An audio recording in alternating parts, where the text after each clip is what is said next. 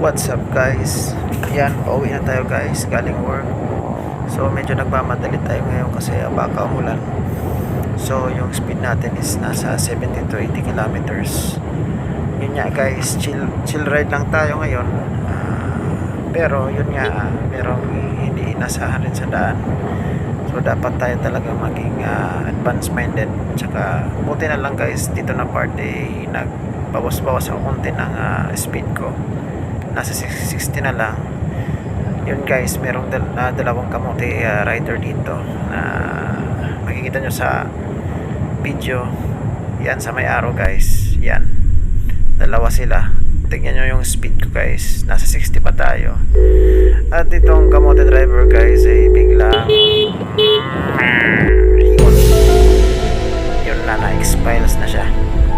Sayang guys, hindi makita yung mukha sa video kasi parang nakainumata to guys eh. Nakakatawa talaga sa mukha niya, parang pakahawak pala niya ng motor. Yun nga guys. O diba guys, ang galing talaga ni kuya. Ang galing tumiming. Kung saan malapit na ako, doon siya tatawid. Diba? Mabuti lang may manggi ko siya rin kantaya guys. Ay naman, oy. Grabe, ang sarap kurutin ni kuya sa singit. Nagkikil talaga sa ginawa niya kanina sa akin. Kaya yun, nadiskitahan ko yung sinilidor ng motor ko guys. Dahil napakaganda ng daan. Yan, nagkikil talaga ako guys. Tsaka yan, trinay ko na naman kung makakabot pa ako ng 110 km per hour guys. Medyo natatakot na ako kasi napakabilis na.